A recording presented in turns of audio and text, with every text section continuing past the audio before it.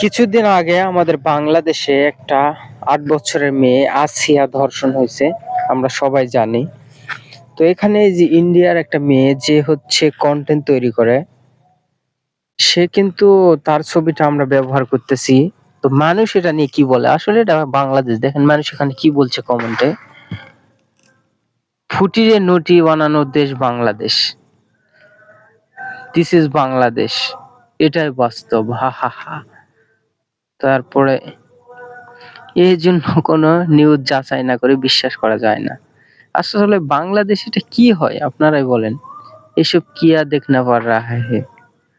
Social media is the main hub of fake news.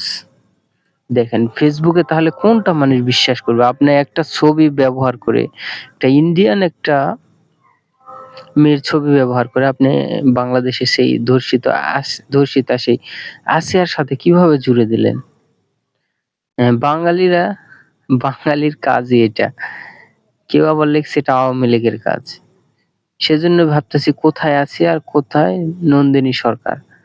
এখানে অনেকে আবার তার বিভিন্ন ছবিও দিছে। এই যে দেখেন আরেকজন আরেকটা প্রোফাইল থেকে তার ছবিটা দিয়ে দিছে এখানে স্ক্রিনশট দিয়ে।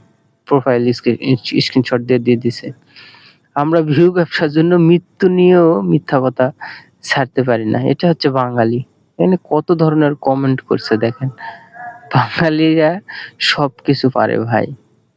তাহলে এইটা কি? আরেকজন দিছে তাহলে এইটা কি? ওটা যদি আসিয়া হয় তাহলে এটা কি?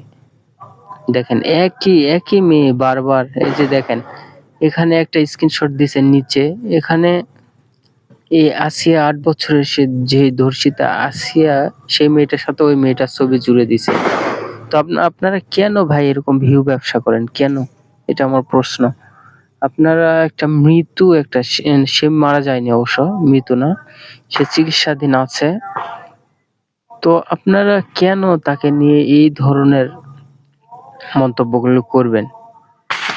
এখানে উম বাংলাদেশ মানে গুজবের কারখানা। দেখেন বাংলাদেশে এমন একটা জায়গা, এখানে সকল বিষয়ে মানে শুধু গুজব ছড়ায়। মানে যদি একটা তিল হয় সেটাকে তাল বানায়। এই যে আরেক মেয়ে বলতেছে আস্তাগফিরুল্লাহ, আমি এতদিন